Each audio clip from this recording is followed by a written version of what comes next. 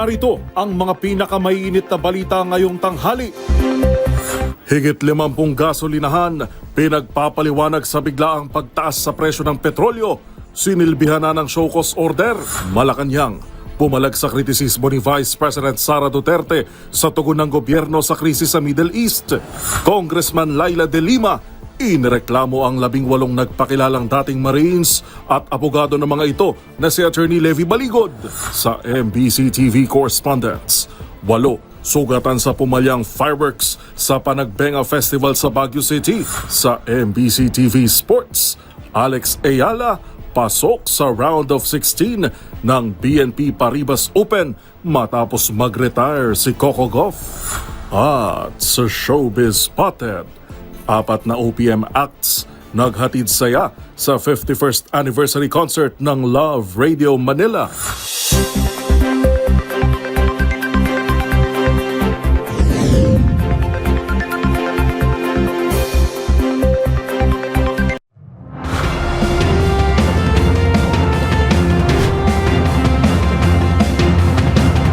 Bawat balita, makabuluhan. Bawat kwento, makapangyarihan. Boses ng Pilipino para sa Pilipino. Live mula sa MBC TV Studio. MBC TV Network News.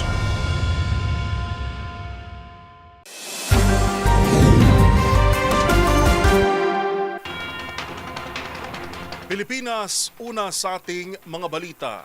Maghahain na ng request si Pangulong Bongbong Marcos sa Kongreso para sa emergency powers upang maibaba ang excise tax sa mga produktong petrolyo. Ito ay upang maibsan ang epekto ng oil price adjustments dahil pa rin sa gulo sa gitnang silangan. Magbabalita si Leth Narciso.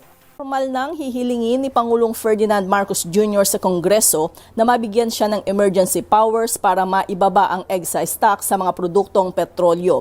Ito'y sa gitna ng pagsirit ng halaga ng krudo dulot ng krisis sa gitnang silangan. Nabatid kay Palace Press Officer Claire Castro na ngayong araw magsusumite ng formal request ang Pangulo sa Kongreso sa pamamagitan ng Department of Energy.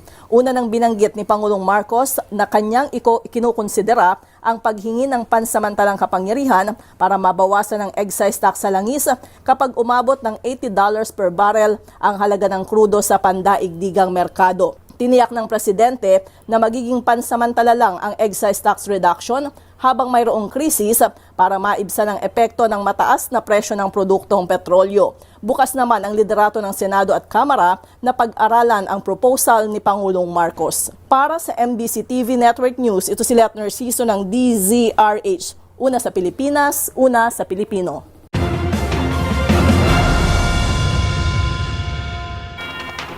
Pinababantay na rin ng Philippine National Police o PNP ang mga gasolinahan na magtatangkang mag-hoard o magmanipula ng presyo ng petrolyo. Ayon sa PNP, ito rin ay upang masiguro na maiwasan ng mga krimen na maaaring idulot ng mga taas presyo.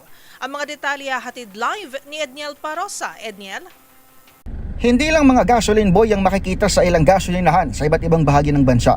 May mga polis na rin. Sa pag-ikot ng DZRH News, naabutan natin ang mga tauhan ng Mandaluyong City Police na noong isang linggo pa umano inatasang magbantay sa maaring spillover ng giyera sa Middle East gaya ng mga krimeng may kinalaman sa mga gas station. Bahagi sila ng puwersa ng pambansang pulisya na katawang ng Department of Energy sa pagmanman hindi lamang sa seguridad ng mga negosyo kundi maging sa gitna ng pinangangambahang price manipulation o kuhitiman, hoarding ng ilan. Ayon kay PNP spokesman, Police Brigadier General Randolph Tuanyo, pwede itong itawag sa 911. Nakinutusan na po ang ating mga local units sa municipal police stations, city police stations. Sila po ay patuloy na maghanap ng mga ebidensya. At isa-isa po pinupuntahan ang mga gasoline stations sa kanilang mga localities o sa kanilang area of responsibility upang tignan kung mga pangarap na ebidensya kung may mga posibleng may mga proprietary kang nag-report ng gasolina kapamento. Lahat po ng duri na report na gusto nila iparating sa 911 ay maaari po. Inatasan ni PNP Chief Police General Jose Melencio Nartates Jr. ang lahat ng chiefs of police na isama sa kanilang ronda ang visibility sa mga gasolinahan. Para naman sa National Support Units gaya ng CIDG, Highway Patrol Group at Maritime Group, misyon nilang malansa hanggang maaring operasyon ng hoarding activities. Makikipag-ugnayan din ang PNP sa mga lokal na pamahalaan at kaukulang ahensya ng gobyerno na magsagawa ng spot check upang matukoy kung alin sa mga retailer ang umaabuso sa krisis. Sa iwalay na panayam ng DZRH News, winelcome ni Energy Secretary Sharon Garin ang naturang hakbang. That's a good suggestion because we're trying to Yes. find ways also na mas madali. Salamat po kasi kahit nga, yes, how it came up with suggestion online sa akin. At saka ma'am, Yes, it's very, very welcome po yan. Anya, pinaplansya pa rin kasi ng DOE ang eGov website na maaaring sumbungan laban sa mga mapang-abusong gasolinahan. Wala rin umano silang regional offices kaya malaking tulong ang task force na binuo hindi lamang ng mga pulis kundi maging ng mga LGU sa Kapuluan. Para sa MBC TV Network News, ako si Edniel Parrosa ng DZRH. Una sa Pilipinas, una sa Pilipino.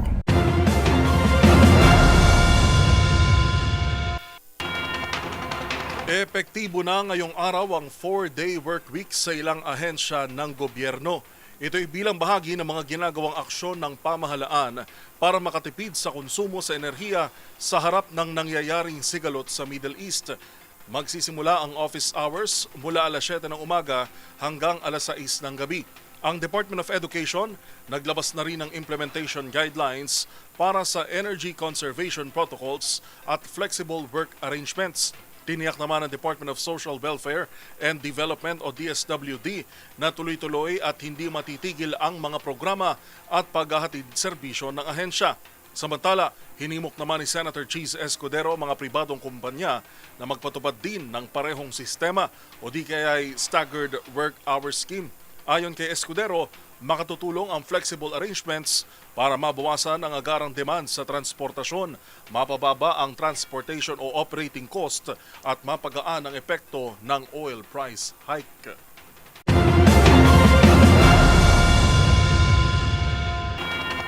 Bumuelta naman ang palasyo sa naging kritisismo ni Vice President Sara Duterte kaugnay sa pinapatupad na hakbang ng administrasyon para sa mga na-stranded na Pinoy sa Middle East. Ang sagot ng palasyo tinutukan ni Dustin Bayog.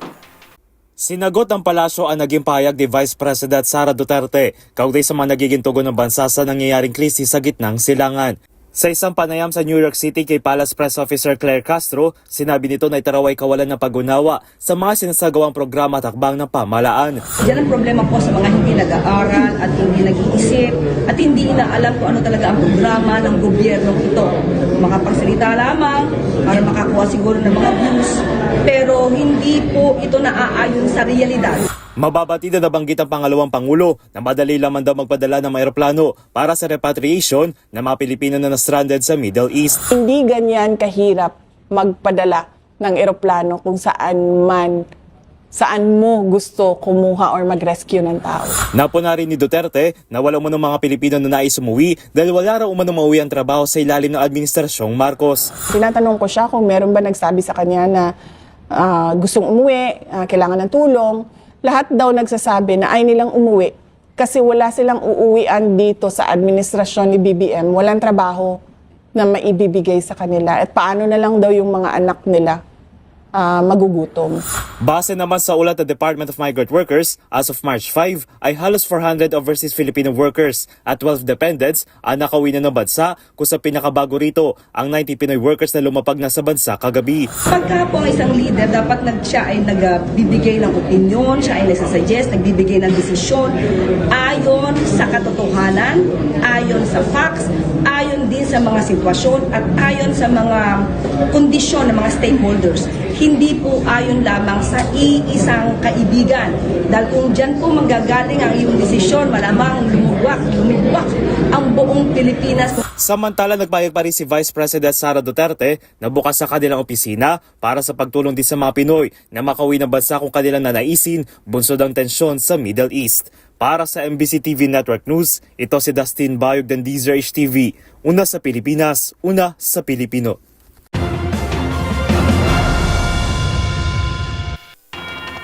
Umabot na sa halos 400 overseas Filipino workers o OFW na na-stranded sa gulo sa gitnang silangan ang nakauwi na ng Pilipinas.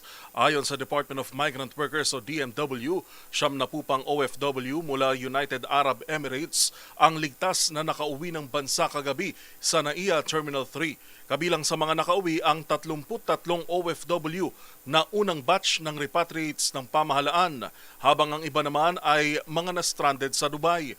Pinagkalooban ng gobyerno ng pre-repatriation assistance ang lahat ng umuwing OFW at financial assistance na bahagi naman ng post-repatriation assistance.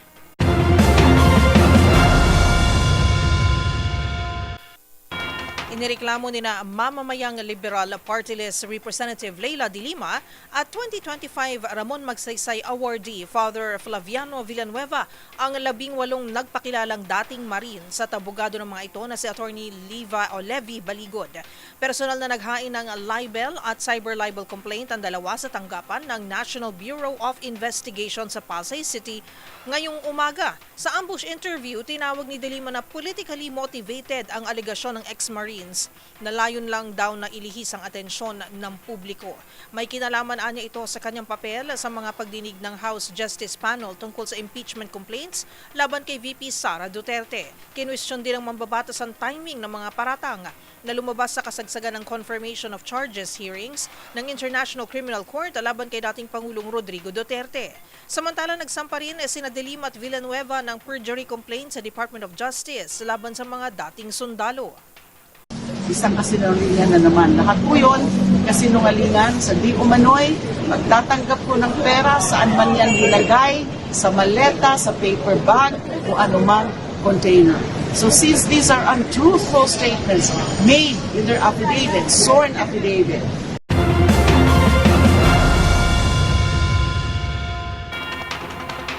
Sa iba pang balita, 6 na ang mga sumusuko sa mga otoridad kaugnay ng hazing na ikinasawi ng 17 o 19 anyos na maritime students sa Cavite. Kinumpirma ni PNP spokesperson Brigadier General Randolph Tuanyo na isang miyembro ng Tau Gamma Phi ang sumuko sa Dasmariñas LGU, habang 4 naman ang lumantad sa lokal na pamahalaan ng General Trias. Kasunod dito ng panawagan ni Interior Secretary John Vic Remulla at mismong pamunuan ng fraternity matapos ang initiation rites na nadiskubre lang nang isugod sa ospital ang lalaking biktima noong Marso 1. Una nang sumuko sa pulisya ang driver ng sasakyang naghatid sa estudyante sa ospital. Sabi ni Tuanyo, sa Campo Crame, siyang pang master initiator ang under review at hinahanap ng kapulisan mula sa unang pagtayang 21 sangkot sa hazing.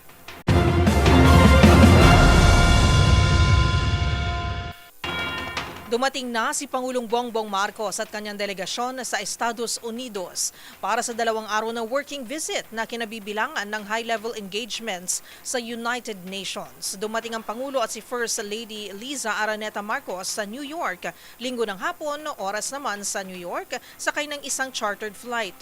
Nakatakdang dumalo si Pangulong Bongbong Marcos sa 2 araw na special session ng United Nations General Assembly. Kasama sa schedule ni Pangulong Bongbong Marcos sa kanyang maikling working visit ang high-level engagement sa UN, kung saan inaasahang mananawagan ito sa lahat ng partido na sangkot sa gyera sa Middle East na itigil na ang kaguluhan at igalang ang international law, gayon din ang UN Charter. Samantala, tinalaga ni Pangulong Bongbong Marcos ang 3 miyembro ng kanyang gabinete para maging caretaker habang siya ay nasa Amerika, na kinabibilangan ni Education Secretary Sonny Angara, Agrarian Reform Secretary Conrado Estrella III at Executive Secretary Ralph Recto.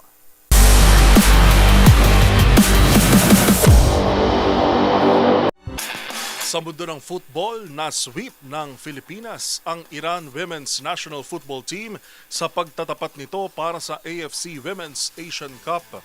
Dahil dito kasalukuyang nasa 3 pwesto ang Nationals sa group stage at may tsansa pa sa knockout round.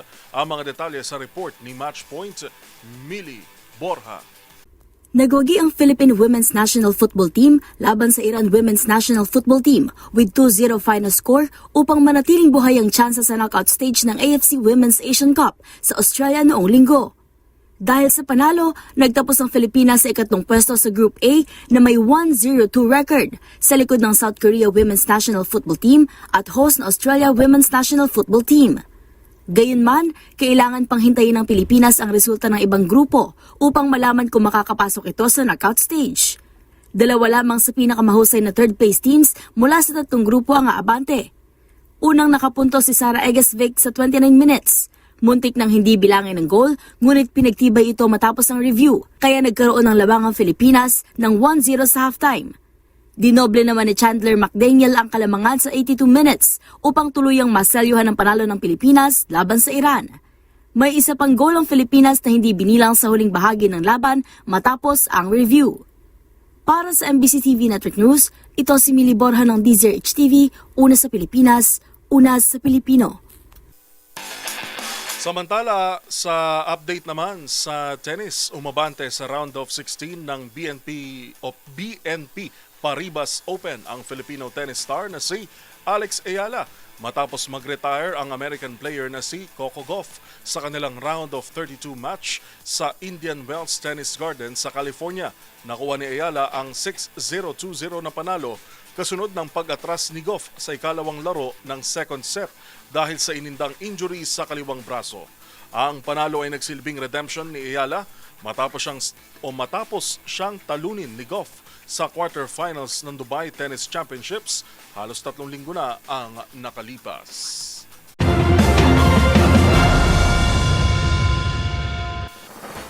Narito ang mga balitang dapat ninyong abangan. Sobrang pagtataas ng presyo sa ilang gasolinahan, inalmahan sa Senado.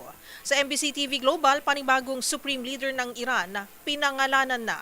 At sa Showbiz Spotted, Gigi Delana, kumusta na nga ba matapos himatayin sa isang gig sa Davao del Norte? Lahat na yan sa pagbabalik ng MBC TV Network News.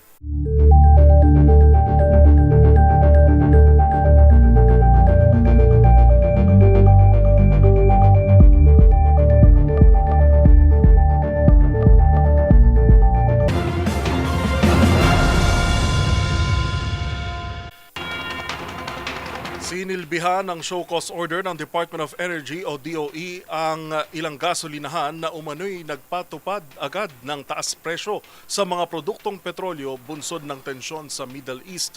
Ito'y sa kabila ng inilabas na direktiba ng kagawaran na walang magpapatupad ng price adjustments hanggang bukas araw ng Martes.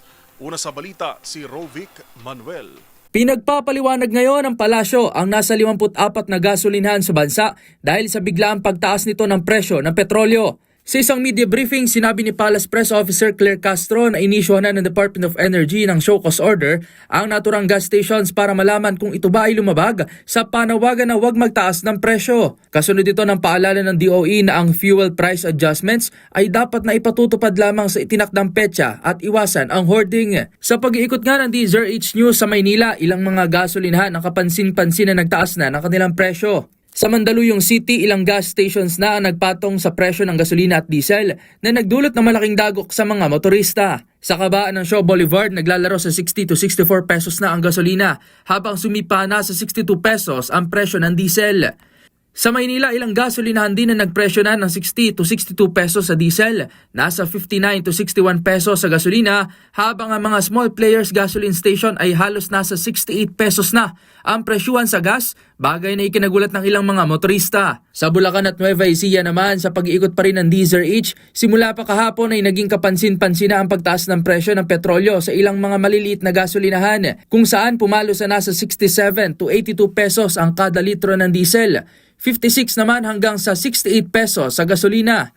Dahil dito, mapapansin na mas pinapatos na ngayon ng mga motorista ay ang mga big players dahil mas mura pa ang presyo ng mga ito kaysa sa mga small-time players. Kasunod naman ng mga yan, tuluyan ang nagsilbi ng show cause order ng DOE sa ilang gasoline stations. Unang nasampulan dyan ang isang gasolinahan sa Pasig City dahil sa kabiguang tumalima sa tamang presyuhan.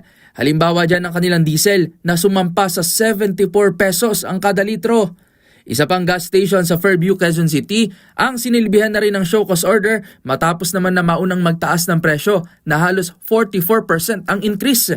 Mula kasi sa dating 49.76 pesos sa diesel ay sumampa ito bigla sa 72 pesos kada litro. Dahil dito nagpapatuloy ang pag-iikot at pag-iinspeksyon ng DOE sa iba't ibang gasolinahan upang matiyak na lahat ay tatalima sa itinakdang presyo at hindi magdudulot ng panik sa mga motorista at hoarding naman sa mga gasoline stations.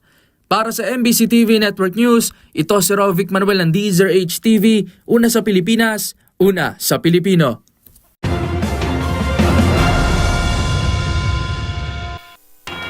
Kinundina at nais paimbestigahan ng ilang senador ang maagang pagpapatupad ng taas presyo sa mga produktong petrolyo ng ilang gasolinahan. Hinimok din ito na isumbong sa otoridad ang mga pasaway na gas stations. Magbabalita si Raymond Dadpaas. Kinalampag ni Senador Sherwin Gatchalian ang Department of Energy upang imbestigahan ang mga gas companies na sobrang itinaas kada litro ng kanilang mga produkto. Ito ay upang malaman kung ito ang totoong actual cost ng kanilang inventaryo. Kinundina ni Gatchalian ang mga oil companies na sobrang itinaas ng kanilang mga produkto, gaya ng hindi nito pinangalanan na small player na nagbibenta ng 105 pesos per liter ng diesel at 90 pesos naman sa gasolina. Para sa senador, ito ay garapalang taas presyo na nagpapahirap sa mga tsuper, manggagawa at ordinaryong mamamayan na araw-araw nang nakipaglaban sa mataas na gastusin. Hinimok naman ni Senate President Pro Tempore Panfilo Ping Lacson ang publiko na i-report agad ang mga gas stations na masyadong maagap sa pagtaas ng kanilang presyo. Maaari itong i-report sa Philippine National Police at sa mga local government units o LGUs. Sabi ni Lacson, labag sa batas ang premature increase ng oil prices. Ito ay ang Republic Act No. 8479 o ang Downstream Oil Industry Deregulation Act of 1998 at Republic Act No. 7394 o ang Consumer Act of the Philippines. Ilang araw lang matapos pumutok ang giyera sa Iran ay marami na sa mga oil companies ang nagtaas ng kanilang presyo. Karamihan ay mga small players. Ayon sa DOE, bukas pa dapat magtaas ng presyo ang mga ito na pinakikiusap nilang huwag biglain ang 18 pesos increase sa diesel at 10 piso naman sa gasolina. Para sa MBC TV Network News, ito si Raymond Dadpaas ng DZRH, una sa Pilipinas, una sa Pilipino.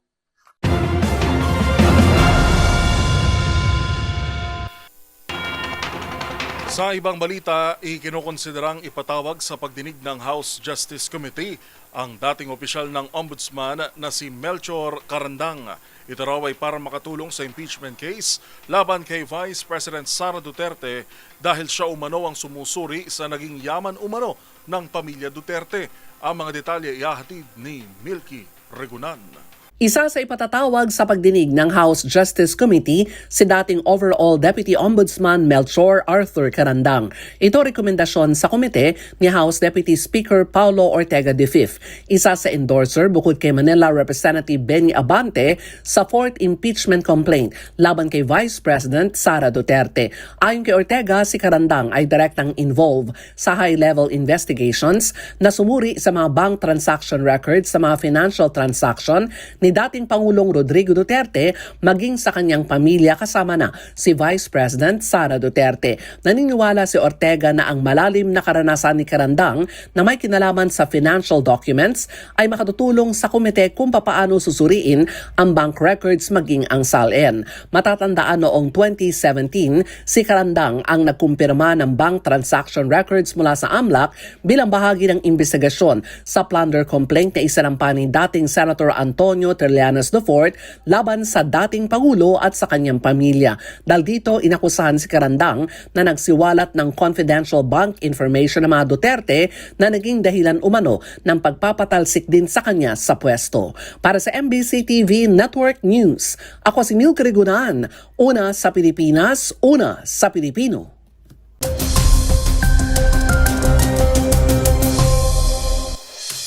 Pilipinas, para sa ating ulat panahon ngayong araw ng Lunes, patuloy pa ring nakakaapekto ang hanging amihan sa malaking bahagi ng Luzon. Dahil dito, asahan ng tsansa ng mga mahihina hanggang sa katamtamang pag-ulan sa Cagayan Valley, Aurora, Quezon at Bicol Region. Samantala, huling namataan ng namuong low pressure area o LPA sa layong 1,425 kilometers east ng northeastern Mindanao na may bahagyang mataas na tsansa na maging isang bagyo. Asahan ng kalat-kalat na pag-ulan dulot ng trough o extension nito sa ilang bahagi ng Visayas at Mindanao, kabilang na ang Sorsogon at Masbate. Dito naman sa Metro Manila at nalalabing bahagi ng Luzon ay asahan ng generally fair weather na may tsansa pa rin ng mga mahihinang pag-ulan o pag-ulan dulot ng amihan.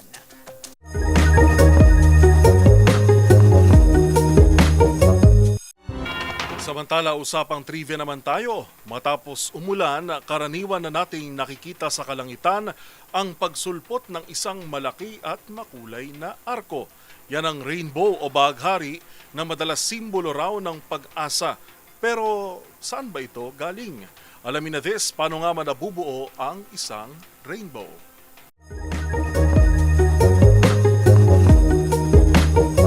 Ang rainbow o bahaghari ay binubuo ng 7 iba't ibang kulay. Ang red, orange, yellow, green, blue, indigo at violet o mas kilala sa Roy G. Biv.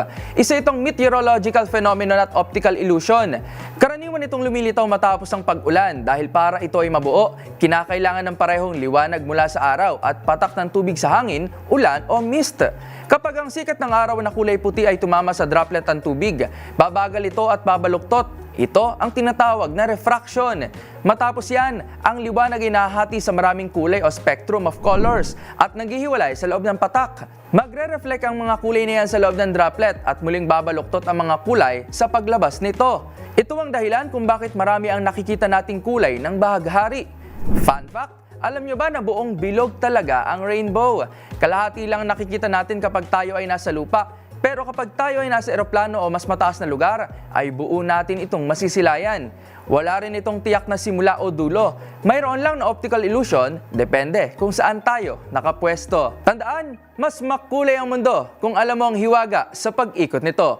Ako po si Rovic Manuel, nagpapaalalang sa kaalaman ay walang labis, magsaliksik para siguradong alam na this.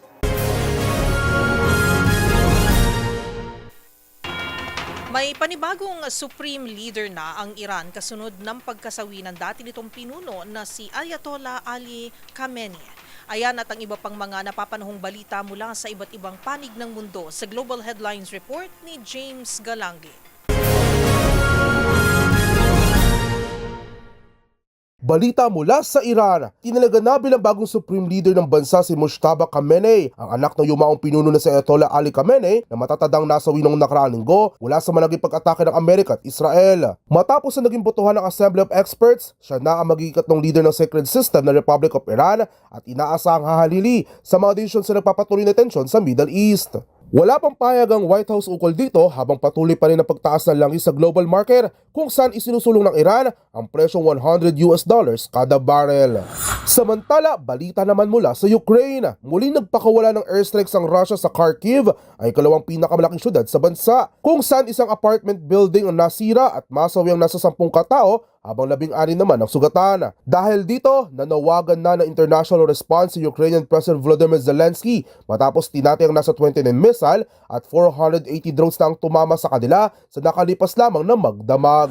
At sa iba pang balita, patay naman ang 6 na katao at mahigit 12 ang sugatan matapos tumama isang malaking buhawi sa Michigan at Oklahoma sa Amerika noong Biyernes. Nasira rin ng mga kabahayan, nabali ang mga puno at gumuho ang ilang mga gusali, bunsod na rin ng masamang panahon na naranasan sa mga nabanggit na estado. Ayon sa US National Weather Service, maaaring magpatuloy ang nasabing lagay ng panahon hanggang weekend kung kaya't inaasahan ang muling pagbuo ng mga buhawi at matinding pagbaha mula Great Plains hanggang Texas.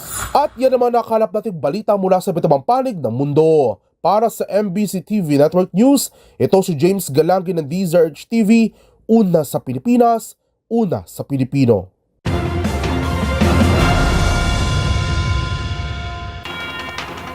Nagpatupad ng rigudon ang Philippine National Police sa ilang opisyal epektibo ngayong Lunes. Itinalaga bilang Acting Director ng Special Action Force si Police Brigadier General Paul Kenneth Lucas. Inilipat naman mula sa Highway Patrol Group patungong PRO Calabarzon bilang Acting Regional Director si Brigadier General Hansel Marantan. Habang itinalaga naman sa HPG si Brigadier General Jesse Tamayo alinsunod sa kautusan ni PNP Chief General Jose Melencio Nartates Jr.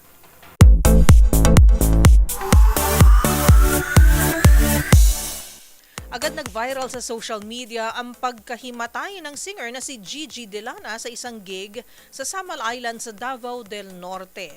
Kung kamusta na ang lagay ng mga awit, alamin sa report ni Showbiz Angel.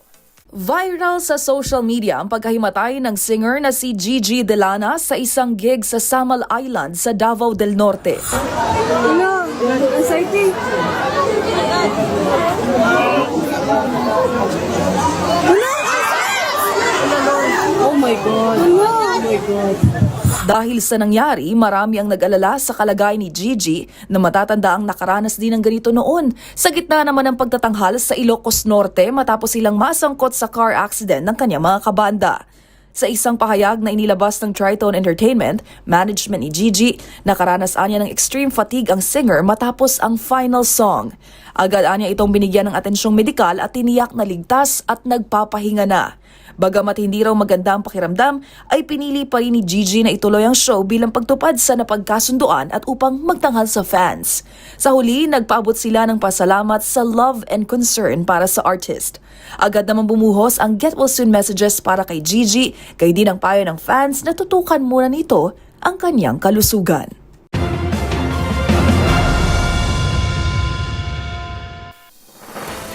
Abangan sa aming pagbabalik, 15 empleyado ng Limay Bataan LGU nagpositibo sa drug test at sa TNVS performance ni Carl o sa MBC TV Sports performance ni Carl Eldru Yulo sa Baku World Cup balikan. Yan at marami pang iba sa pagbabalik ng MBC TV Network News.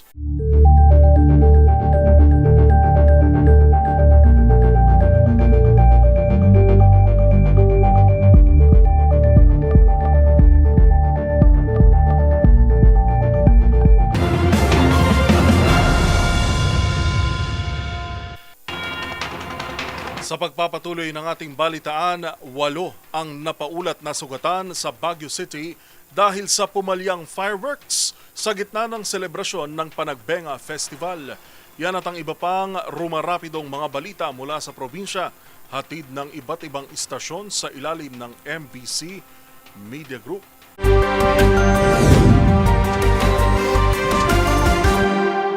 Balita mula sa Baguio City, 8 spectators kasama 7 turista mula sa Pangasinan ang nasugatan matapos pamalya ang fireworks sa closing ng Panagbenga Festival kagabi malapit sa skating rink sa Burnham Park. Batay sa report, nangyari ang insidente bandang alas 7:55 kagabi habang nagkumpulan ang mga tao para panoorin ang tradisyonal na fireworks display na udyat ng pagtatapos ng Panagbenga 2026. Kabilang sa nasugatan ang 5 kababaihan at 3 kalalakihan na pawang magkakamag-anak mula sa Pangasinan. Kasamang nasugatan ng 3 taong gulang na bata. Lumitaw sa investigasyon ng pulisya na abanang nanonood ang grupo ng may bahagi ng fireworks ang bumagsak sa styrofoam matting na nakalagay sa lupa at sumabog na nagdulot ng first aid at second degree burns sa mga mukha at iba't ibang bahagi ng katawan ng mga biktima. Isinugod sila sa Baguio General Hospital Medical Center at SLU Hospital para magamot. Nabatid na sasagutin ng fireworks display operator ang medical expenses ng mga biktima. Para sa MBC TV Network News, ito si Romy Gonzalez, una sa Pilipinas, una sa Pilipino. Nasa 15 empleyado ng lokal na pamahalaan ng Limay Bataan ang nagpositibo sa isinagawang drug test mula ito sa kabuang 305 sa Kawani na sumailalim sa pagsusuri. Kinumpirma ito ni Limay Mayor Richie Jason David matapos ang sorpresang drug test na isinagawa ng mga tauhan ng Philippine Drug Enforcement Agency PDEA at Bataan Police sa pangunguna ni Bataan Police Provincial Director Kena Martin Salvadora. Ayon sa alkalde, sasailalim pa sa confirmatory test ang 15 empleyadong nagpositibo bilang bahagi ito ng itinakdang proseso. Ang mga mapatunayang may matinding dependency sa droga ay posibleng isailalim sa rehabilitasyon habang dadaan din sa kaukulang assessment na maaaring humantong sa administratibong aksyon alinsunod sa tamang proseso ng lokal na pamahalaan. Ang sorpresang drug test ay bahagi ng hakbang ng LGU Limay upang suportahan ang kampanya ng pamahalaan laban sa lumalalang illegal na salot na droga di lang sa probinsya maging sa ating bansa. Para sa MBC TV Network News, RH37 Danny Kumilang, una sa Pilipinas, una sa Pilipino.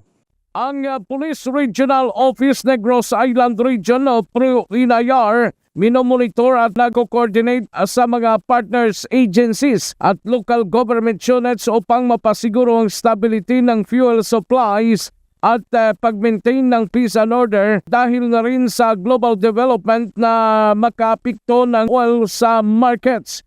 Ginawa ang direktiba dahil sa utos ng Philippine National Police Directorate for Operations na nag-require sa lahat ng mga police units na magpapatupad ng contingency measures in response dahil sa ongoing tension sa Middle East.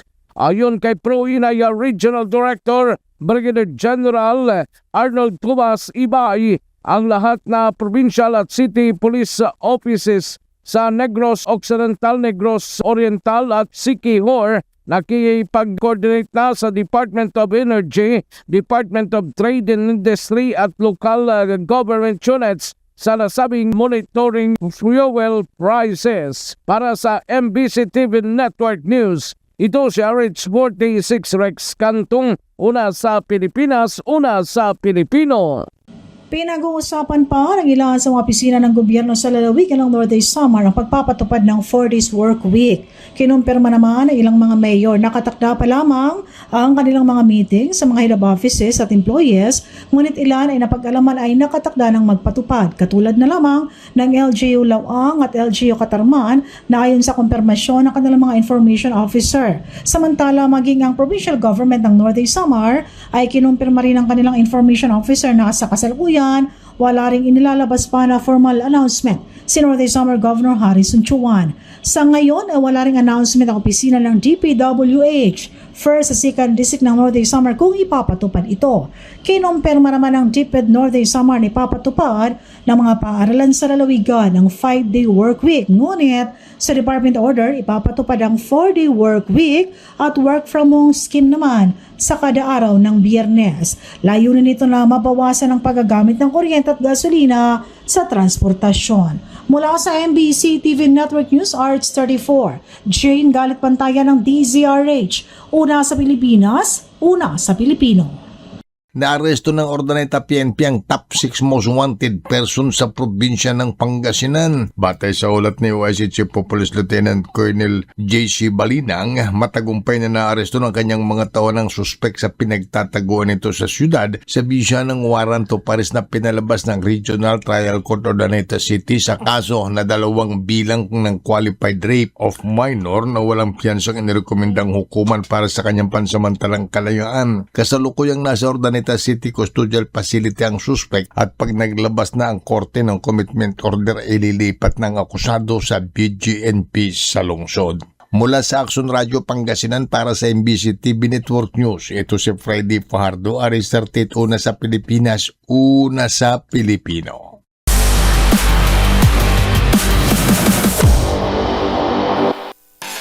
Sa mundo ng gymnastics, nakuha ni Carl L. Druyulo ang ika-7 pwesto sa horizontal bar at ika-6 naman sa floor exercise sa ginanap na FIG Artistic Gymnastics World Cup leg sa Baku, Azerbaijan.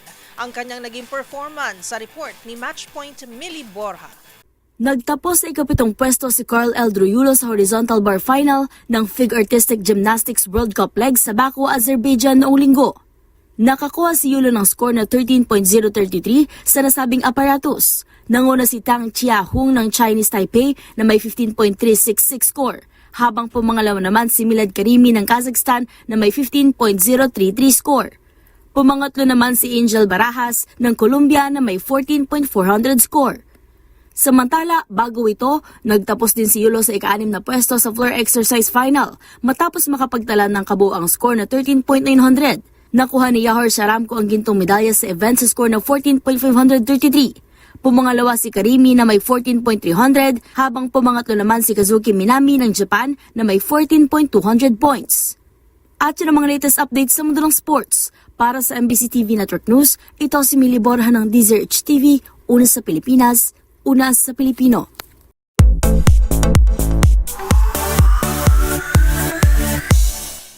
Talagang tinodo ng Love Radio ang paghatid saya para sa kanilang mga solid kabisyo. Dahil bilang bahagi pa rin ng kanilang 51st anniversary celebration, abay nagpa-free concert ang istasyon dito sa Dapitan Sports Complex.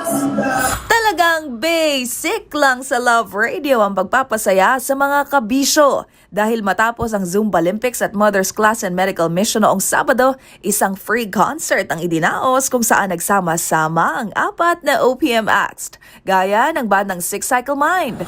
Wow, 51st Anniversary Love Radio. Maraming salamat for being with us throughout the journey rin ng Six Cycle Mind. Marami tayong events together and memories. So, more power sa Love Radio. Grace Note.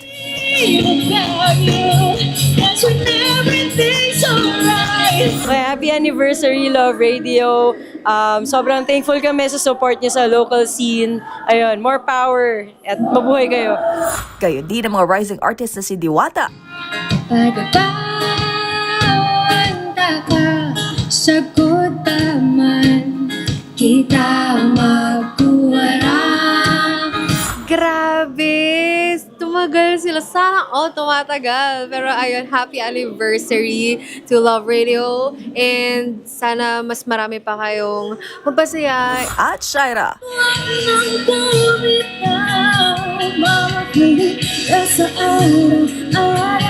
Honestly, I feel so honored to be here po. Actually, growing up, I actually listened to Love Radio Station.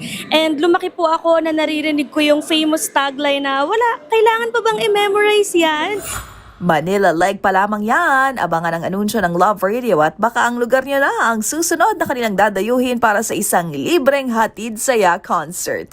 Magunita na eksaktong Valentine's Day nang ipagdiwang ng Love Radio Manila ang kanilang anibersaryo. At noong nakaraang buwan lang din, nasungkit nila ang titulong FM Radio Station of the Year sa 11th Platinum Stallion Media Awards. Para sa MBC TV Network News Department Showbiz Angel, ang DZRH TV, una sa Pilipinas, una sa Pilipino.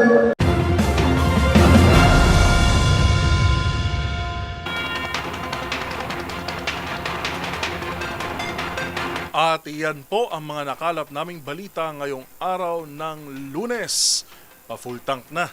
Ito po si Yuel Reyes. At ako naman po si Karen Oyong. Magkita-kita tayong muli bukas, araw ng Martes, para sa mga balitang makabuluhan, mga kwentong makapangyarihan. Hatid ang boses ng Pilipino para sa Pilipino. Ito ang MBC TV Network News. Una sa Pilipinas, una sa Pilipino.